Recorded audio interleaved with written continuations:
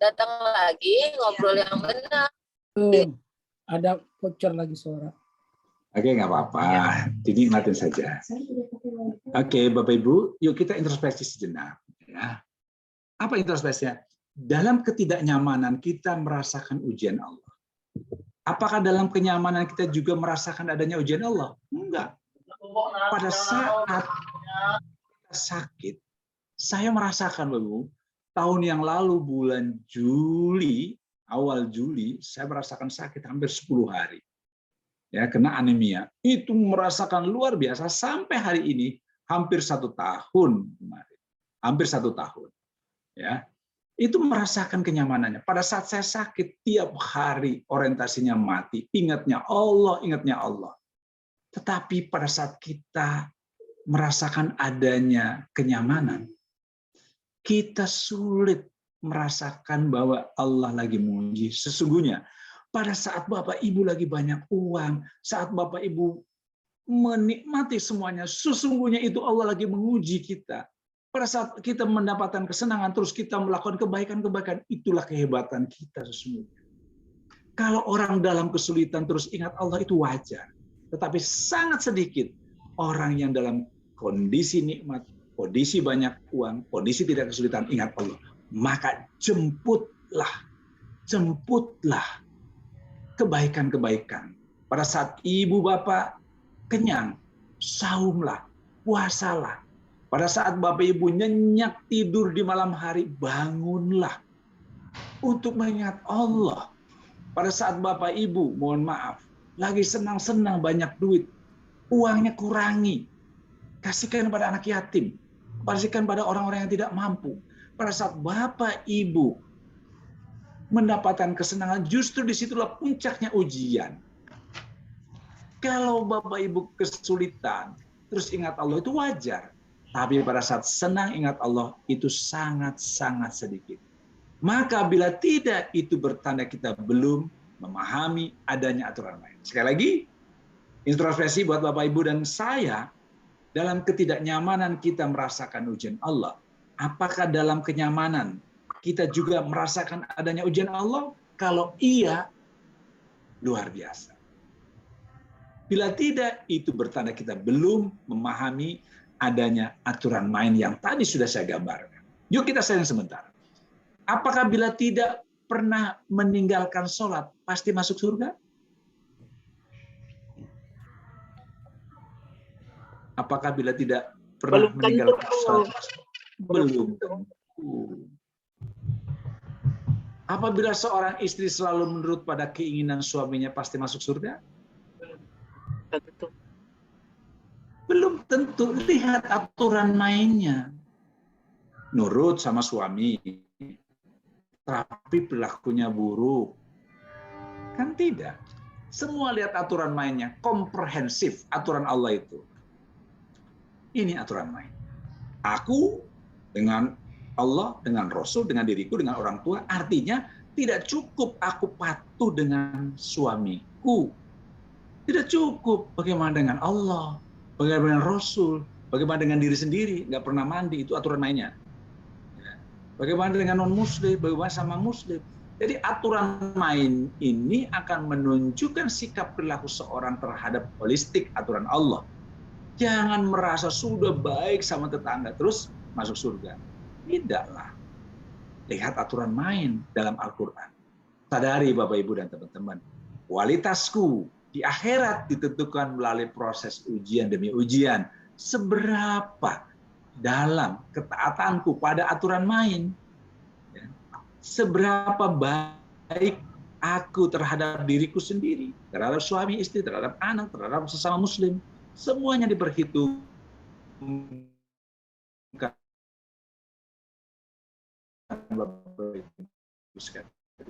Sekali lagi, Allah kanisa. Hukum-hukum tersebut Allah.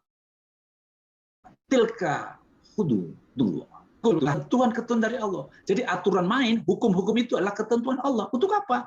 Barang siapa taat pada Allah dan Rasulnya, niscaya Allah masukkannya ke dalam surga yang mengalir di dalamnya sungai-sungai yang sedang mereka kekal di dalamnya. Itulah kemenangan yang besar. Siapa yang menang? Terbesar. Mereka adalah wadzalikal fauzul azim. Sedangkan mereka adalah kekal dalamnya dan itulah kemenangan yang besar. Siapa yang menang besar? Yang mengikuti hukum-hukum Allah. Yang mengikuti aturan mainnya Allah. Yang kayak apa? Dan barang siapa mendurhakai Allah dan Rasul-Nya dan melanggar ketentuan-ketentuannya, kata Allah, niscaya Allah masukkannya ke dalam neraka, sedangkan ia kekal di dalamnya dan baginya siksa yang menghinakan. Bagaimana siksa yang menghinakan? Ya, walahum adabun muhi. Siksa yang menghinakan. Siapa yang tidak taat aturan mainnya Allah? Sadari Bapak Ibu, teman-teman, aku ada di dunia semata-mata untuk diuji ketaatanku pada aturan main yang tadi. Jadi, kita semua ada di dunia itu diuji dengan aturan main. Jangan hanya sholatnya baik, tapi tetap sama tetangga jelek, sama istri nggak mengorangkan, sama anak tidak, sama non-muslim, sama binatang tidak. Tidak bisa hanya satu parsial. Aturan main adalah keholistikan, ketaatan kita pada Allah. Dan Allah mengingatkan dalam surat Al-Baqarah 285, yang artinya Rasul telah beriman kepada Al-Quran yang diturunkan kepadanya dari Tuhannya. Demikian pula orang-orang yang beriman. Semuanya beriman pada Allah, malaikat-malaikatnya, kitab-kitabnya, dan rasul-rasulnya. Mereka mengatakan, kami tidak membeda-bedakan antara seorang pun dengan kata lain dari rasul-rasulnya. Dan mereka mengatakan, kami dengar dan kami taat. Inilah mereka lalu berdoa, ampunilah kami ya Tuhan kami, dan kepada Engkau-lah tempatnya kembali. Jadi mereka hufronaka robana wa alaika masyir. Mereka berdoa, ampunilah kami ya Tuhan kami, dan kepada Engkau-lah kami kembali. Bapak Ibu sahabat-sahabatku, kita sharing sebenarnya. Aku wajib taat ataukah aku butuh taat pada aturan main? Ayo, tolong jawab Bapak Ibu. Aku wajib taat atau aku butuh taat pada aturan main? Taat pada aturan main. Taat pada aturan. Butuh atau wajib? Oh, aku wajib. Wajib. Dalam Wajib. Al-Quran, Butuh taat. Butuh taat. Mas, butuh atau wajib? Butuh. Butuh. Butuh, betul. Wajib itu Allah yang bicarakan. Ya ayyuhalladzina amanu kutiba alaikumusiyam kama kutiba alladzina min qablikum la'allakum tattaqun. Diwajibkan atas kamu saum, puasa seperti orang-orang sebelum kamu agar kamu ya naik derajatnya menjadi taat. Jadi Allah yang maha cerdas, yang maha pintar mengatakan wajib, tapi kita yang lemah, yang bodoh, yang banyak kekurangannya, kita mengatakan butuh. Jadi kita yang butuh taat. Kita yang butuh taat, kita yang butuh mengikuti aturan mainnya Allah di dalam Al-Quran itu. Kita yang butuh. Maka pelajari Al-Quran, maka baca Al-Quran, maka mentafakuri ayat-ayat Allah. Karakteristik aturan main, Bapak Ibu, semua isi aturan main pada hakikatnya adalah untuk kebaikan diriku sendiri. Al-Quran adalah petunjuk jalan untuk diriku sendiri, yaitu agar aku di dunia bahagia, agar aku di akhirat mendapatkan surga. Yang doanya Rasul, Robbana atina fid dunya hasanah wa fil akhirati hasanah wa qina adzabannar. Karakteristik aturan main berikutnya. Aturan main didesain dengan canggih oleh Allah. Pelaksanaan satu aturan main akan memudahkan pelaksanaan aturan main lain. Jika Bapak Ibu, aku hubungannya dengan Allah baik, sholatnya baik dan benar, maka mengikuti seluruh ya perbuatan-perbuatan manusia berikutnya. Bapak Ibu, rahimakumullah. Seperti bola salju. Ya. Senyum, tidak marah, sabar, berserah diri, pasrah. Jadi seperti bola salju. Ya, snowballing. Allah katakan dalam surat At-Taha, "Ma'anzalna 'alaikal Qur'ana litashqa." Kami tidak menurunkan Al-Quran kepada kamu sekalian agar kamu menjadi susah. Tidak, tapi justru menjadi mudah. Mohon maaf Bapak Ibu, ini kata-kata Allah. Bagaimana Anda tidak percaya? Wong ini ucapannya Allah, bukan ucapannya presiden, bukan ucapannya gubernur, wali kota, lurah, camat. Ya kadang-kadang antara ucapan dan perbuatannya tidak sama. Ini ucapannya Allah. Pasti benar adanya. Bapak Ibu, rahimakumullah. Mengapa aturan main sering dirasakan sebagai suatu kewajiban? Jadi berat dong. Identik dengan mengapa bagi orang yang sedang sakit, makan sering dirasakan sebagai suatu kewajiban. Pada saat orang sakit, makannya dia malas. Minum obat jadi malas. Tapi kalau minum obat, makan sebagai kebutuhan agar kita sehat, kita dengan senang hati minum obat, makan, karena merasakan bahwa itu adalah kebutuhan. Sadari Pak Bu, ketaatanku pada aturan main merupakan satu-satunya bekalku bagi kehidupan yang sebenarnya nanti setelah Allah panggil kita di yaumil akhir. Baru kita akan merasakan. Ketaatanku pada aturan main harus kita ikuti. Dapatkah dirasakan bagaimana fatalnya bila tak memiliki bekal yang cukup pada saat kita berada di dunia? Kenapa banyak yang lalai pada mengumpulkan bekal untuk kehidupan abadi yang pasti akan dijalani? Kenapa kita lupa kesempatan ini di dunia untuk melakukan kebaikan? Kenapa lupa? Kenapa tidak mau? Dipikir kita umurnya panjang. Belum tentu. Ingatlah pelajaran dari penyelam mutiara.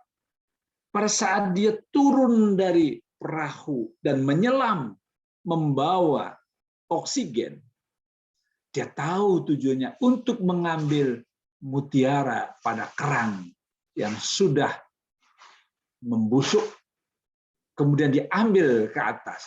Tetapi pada saat dia menyelam terus ke bawah laut, di sana dia lupa tugas utamanya mengambil kerang itu. Ya, ternyata ada ikan duyung, ada pemandangan yang indah, lalai. Tiba-tiba baru tersadar pada saat dia tidak bisa bernafas karena oksigennya sudah habis. Bapak Ibu rahimakumullah, setuju juga Anda? Salah satu penyebab dominan kelalaian ini karena terbenam dalam pekerjaan memburu aksesoris dunia. Penyelam mutiara tadi lupa. Sesungguhnya dia menyelam untuk mengambil mutiara. Ya. Tetapi pada saat dia sudah masuk ke dasar laut, dia lupa bahwa tugas utamanya mengambil mutiara, tetapi karena aksesoris ada, mohon maaf, karang terumbu yang hebat, baik, indah, itulah yang dikejar-kejar. Ikan duyung, ada ikan apa saja dikejarnya. Lupa padahal dia hanya satu, mengambil mutiara. Allah mengisyaratkan pada kita, laki-laki yang tidak dilalaikan oleh perniaga dalam surat. Siapa itu? Nah ini. Laki-laki yang tidak lalai oleh perniagaan, tidak pula oleh jual beli dari mengingat Allah. Dan dari mendirikan sembahyang, dari mendirikan sholat, dari membayar zakat. Mereka takut pada suatu hari yang di hari itu hati, penglihatan menjadi goncang, stres.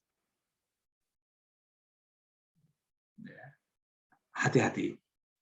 Ya kita sering sebenar, mana yang seharusnya diprioritaskan? Memburu rezeki atau memburu amal soleh? Mestinya memburu amal soleh. Tetapi dalam perbuatan ini bisa bareng-bareng. Sekaligus menolong orang, tapi Allah akan berikan. Siapa yang mengingat Allah? Siapa yang menegakkan hukum Allah? Siapa yang membantu menegakkan agama Allah? Masalah rizki itu urusan Allah. Ahli hikmah mengatakan, aku tahu rizkiku tidak akan diambil oleh orang. Karena itu aku tenang, Dan aku tahu amalku tidak akan dikerjakan orang lain. Karena itu aku sibuk beramal. Ya. Ayolah, yuk kita banyak membantu orang lain. Kita mengentaskan kesulitan orang lain. Kita banyak beramal soleh. Dan Allah katakan, amal yang tertinggi adalah membantu kesulitan orang lain. Daripada sholatmu, daripada puasamu, memang betul itu untukmu sendiri. Itu kata Allah. Jadi sholat kita, zakat kita, puasa kita itu untukku sendiri. Tetapi untuk Allah adalah pada saat kita menolong kesulitan orang lain. Maka banyaklah menolong orang. Yuk kita tafakur sejenak. Salah seorang terkaya di dunia semasa hidupnya terkenal sangat gila kerja. Bagaimanakah kira-kira nasibnya setelah kini terbujur kaku di liang lahat? Misalnya kita mengenal Elvis Presley, ya. Kita mengenal misalnya Michael Jackson, hari-harinya mengejar urusan dunia. Mereka workaholic, gila kerja. Terus siapa yang menjamin dia masuk surga? Bapak Ibu, Abdullah bin Abbas pernah menjelaskan begini. Sesungguhnya Allah Ta'ala menjadikan dunia atas 3 bagian. Sebagian bagi mukmin, sebagian lagi untuk orang munafik, sebagian lagi bagi orang kafir. Maka orang mukmin menyiapkan perbekalan. Orang munafik menjadikan perhiasan dan orang kafir menjadikan tempat bersenang-senang. Jadi kalau setiap hari Anda, kita semua, saya hanya bersenang-senang di dunia, tidak bersusah-susah, maka kita termasuk orang munafik. Ya. Bapak Ibu, orang munafik menjadikan perhiasan, orang kafir menjadikan tempat senang-senang, tapi orang mukmin menyiapkan perbekalan. Apa yang harus saya lakukan hari ini dan besok? Yuk kita introspeksi sejenak, Pak Bu. Di golongan mana sejatinya aku berada? Mukmin, munafik, atau orang kafir? Introspeksilah. Hari-hariku apa? Hari-hariku ngapain? Masih layakkah aku mengharapkan surga? Kalau ya, sejatinya kita bukan termasuk orang-orang mukmin, tetapi termasuk orang munafik atau orang kafir yang tiap hari senang-senang. Setuju juga Bapak Ibu, awal dari perbaikan adalah menyadari kesalahan diri. Sungguh baik malam ini jika Bapak Ibu mengkoreksi diriku sendiri. Sungguh baik pada saat kita menyadari. Karena tafakur adalah nembaknya diriku, bukan kamu. Diriku, aku, ini menyindir diriku sendiri. Tanpa menyadari kesalahan-kesalahan diriku, tidak akan mungkin melakukan perbaikan. Tidak mungkin kita melakukan perbaikan.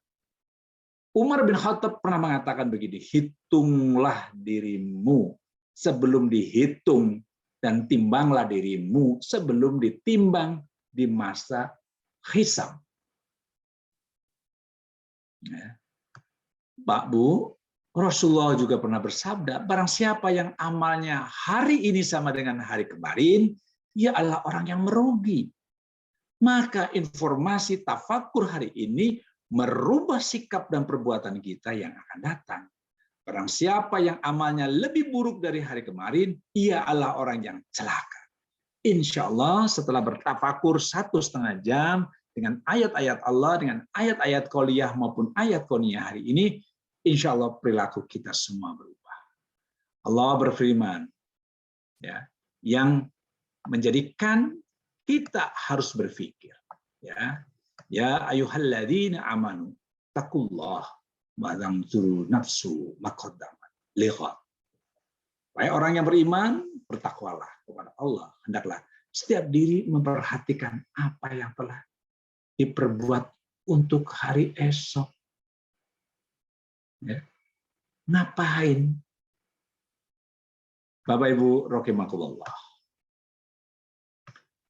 Renungan kita dan sadarilah kualitasku di akhirat ditentukan melalui proses ujian demi ujian atas ketaatanku dalam mematuhi aturan main. Aku dengan Allah, aku dengan Rasul, aku dengan diriku, aku dengan istriku, anakku, tetangga, fakir miskin, yatim piatu, duafa, binatang, alam raya. Bila aku menuruti emosi atau nafsu, apakah salah? Pengen itu, pengen ini, pengen itu, pengen ini. Melanggar aturan-aturan. Ya salah, karena aturan main dilanggar. Ya, kita tidak boleh mengembarakan hawa nafsu kita. Sadari Bapak Ibu, bila mengacu pada aturan main, dasar tindakanku seharusnya adalah mengikuti keinginannya Allah. Perintah dan larangannya Allah. Lillahi ta'ala, mengikuti aturannya Allah, bukan mengikuti kehendak nafsu kita. Maka sadari Pak Bu, kepuasan sejati bukanlah menuruti hawa nafsu kita, tetapi kepuasan sejati adalah ketika berhasil menahan diri untuk tidak mengikuti hawa nafsu. Saya pengen itu, tahan, lebih baik buat itu. Pengen beli pesawat, pengen beli rumah lagi, pengen beli itu. Tahan untuk anak yatim piatu, untuk menolong orang. Itu yang hebat. Pak Bu, kita harus menyadari betul kepuasan itu harusnya setelah berhasil mendapatkan surga, bukan setelah terjerumus ke neraka. Puas nanti kalau kita sudah di surga. Sadari, letak kepuasan harus digeser, tidak lagi ketika dikalahkan nafsu, melainkan ketika berhasil membungkam hasutan nafsu. Waswasil khannas alladzi yuwaswisu fi sudurin nas minal jinnati wan nas, yang berbentuk jin dan manusia. Letak kepuasan harus digeser. Kemana? Kepuasan setelah bergunjing kita geser dengan rasa puas bila mulut ini berhasil dijinakan. Tidak ngomongin orang lain. Mestinya begitu. Letak kepuasan harus digeser. Kepuasan melampiaskan emosi kita geser dengan rasa puas bila emosi itu berhasil dibungkam. Ya. Bapak Ibu, rahimakumullah.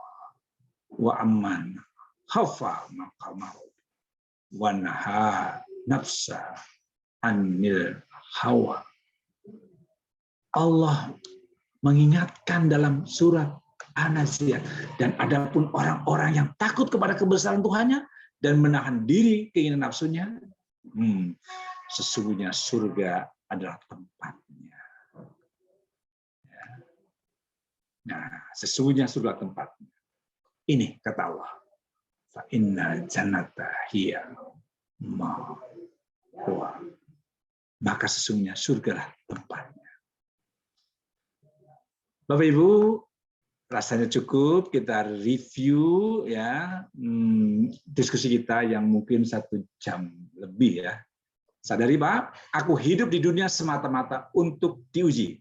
Apakah taat untuk membangkang pada aturan main yang dibuat Allah, Rasulnya? Dan aturan main yang ini harus kita ikuti. Bagaimana Allah mengatur aku dengan Allah di dalam Al-Quran, aku dengan Rasul, diriku sendiri, orang tua, anak, suami, teman, tetangga, sesama Muslim, non-Muslim, dan lain-lain. Ini semua ada di dalam Al-Quran dan As-Sunnah.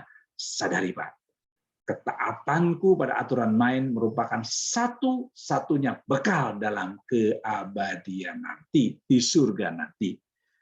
Begitu Mbak Andi dan teman-teman. Terima kasih banyak Prof. Sebelum masuk ke kolom chat, tadi ada pesan dari Bu Gum untuk kita membaca ini Prof, berdoa bersama dulu sejenak. Karena tanggal 20 nanti akan ada ini dari PTUN mengenai uji kompetensi. Silakan Prof. Betul. Bapak Ibu, kita semua perguruan tinggi sedang prihatin. Kita punya masalah tentang LAM, tentang uji kompetensi insya Allah tanggal 20 kami akan mengajukan perkara ini di MK dan MA. Mudah-mudahan Bapak Ibu mendorong tim kami untuk bisa lolos tentang uji ini nanti, dan ini akan menjadi kemenangan hakiki. Jikapun tidak, dalam hal ini Allah masih menguji dengan kita semua. Mari kita renungkan sejenak Bapak Ibu untuk menundukkan kepala dan berdoa. Mudah-mudahan tanggal 20 di MA kita menguji kita dimenangkan terhadap uji kompetensi yang dilakukan oleh teman-teman di Dikti dan konsorsium. A'udzubillahi minasyaitonirrajim. Maaf, di PTUN Bapak, PTUN Bapak, bukan yang di PTUN. Oh, sorry, Iya. di PTUN ya. Oh, yang di PTUN. Baik Bapak Ibu, marilah kita berdoa bersama untuk kepentingan kita bersama. A'udzubillahi minasyaitonirrajim. Bismillahirrahmanirrahim. La ilaha illallahul adimul halimu. La ilaha illallahu rabbus samawati wal ardi wa rabbul arsyil adim. Ya Allah, ya Tuhan kami, tiadalah selain Allah yang maha agung, yang maha penyantun. Tiadalah Allah selain, tiadalah ilah selain Allah, Tuhan langit dan bumi serta Tuhan arsa yang mulia, yang membolak-balikan hati manusia. Ya Allah, aku berdoa karena kesulitan-kesulitan itu, ya Allah. Ya Rob, aku berdoa karena kesulitan-kesulitan seluruh perguruan tinggi swasta, khususnya perguruan tinggi kesehatan. La ilaha illallah al-azimul adimul halimul, la ilaha illallah rabbul arsy adim, la ilaha illallah rabbus samawati wal rabbul ardi wa rabbul arsyil karim. Tiada Tuhan selain Allah yang maha agung, maha penyantun. Tiada Tuhan selain Allah, Tuhan penguasa arsy yang agung. Tiada Tuhan selain Allah, Tuhan langit dan bumi, Tuhan arsy yang mulia, yang bisa menyelesaikan semua masalah. Ya Allah, selesaikanlah permasalahan kami, HPTKes, selesaikanlah masalah kami, seluruh perguruan tinggi swasta di bawah APISI, karena uji kompetensi dan juga karena LAM, karena BAN PT. Allahumma inni auzubika min jahdil balai wa darki syaiki wa syu'il qadai wa syamatil adim. Ya Allah, aku berlindung kepadamu dari cobaan yang memayahkan, kesengsaraan yang menderita, takdir yang buruk, dan cacian musuh-musuh kami. Ya Allah, ya Tuhan kami, jadikanlah musuh-musuh kami, jadikanlah orang-orang yang mempersulit kami di dalam uji kompetensi, di dalam lembaga akreditasi. Engkau jadikan dia baik. Jadikan untuk kepentingan kami, jadikan mereka untuk kepentingan bangsa negara, dan mereka tidak menjadikan kepentingan itu untuk kepentingan pribadinya. Jadikanlah pikiran mereka untuk baik, untuk mengikuti kami, keinginan dan harapan kami. Robbana atina fid dunya hasanah wa fil akhirati hasanah wa qina adzabannar walhamdulillahi rabbil alamin. Alhamdulillahi rabbil alamin. Al-Fatihah. Bismillahirrahmanirrahim. Alhamdulillahi rabbil alamin. Ar-Rahmanirrahim. Maliki yaumiddin. Iyyaka na'budu wa iyyaka nasta'in. Ihdinas siratal mustaqim.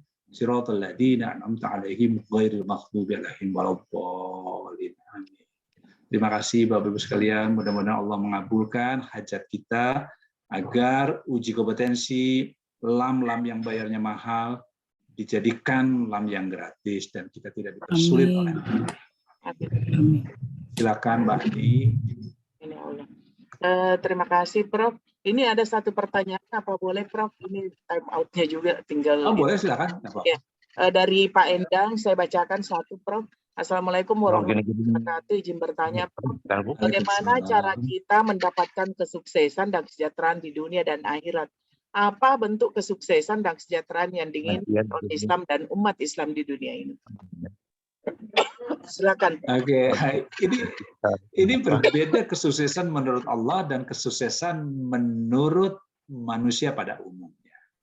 Pada saat kita mengukur, ini pertemuan pertama kita sudah pernah bahas.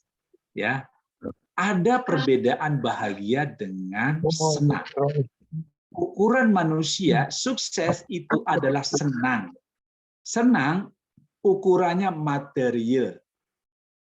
Itu yang disebut senang. Jadi kesuksesan di dunia itu ukuran manusia adalah kesenangan.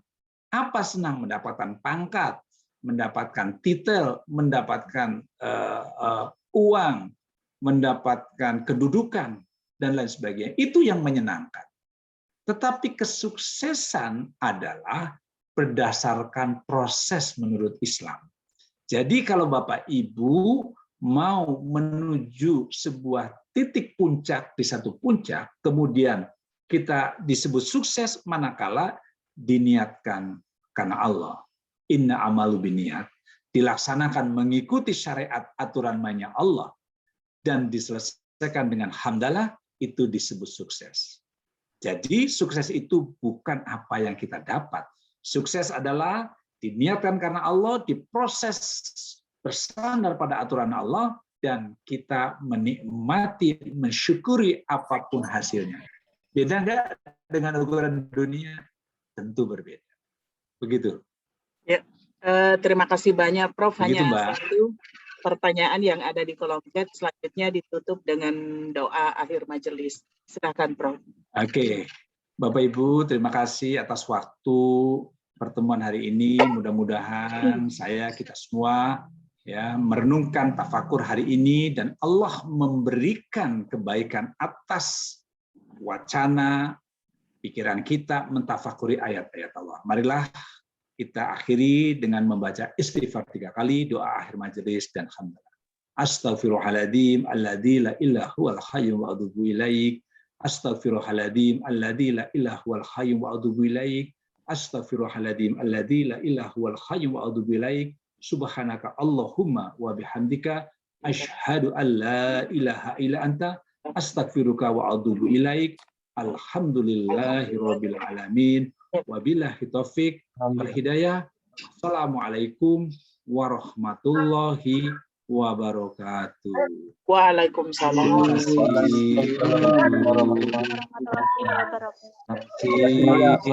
Meme, Pak Patria, Mas Duki, Buku, Mbak Yeni, Bu Ros, mohon maaf baru dijawab. Pak Ridwan, Pak Slendi, Pak Zia, Pak Sudiro, Pak Lutfi, Pak Didi, Mbak Elvi. Terima kasih semua. Teman-teman yang bisa turun satu-satu. Ya, dari mangga sampai ketemu minggu depan ya Bapak Ibu. Mohon maaf tidak bisa lama-lama, saya ada acara lagi. Assalamualaikum warahmatullahi wabarakatuh. Waalaikumsalam. Bapak Ibu, saya akhiri Zoom-nya. Terima kasih banyak. Baik.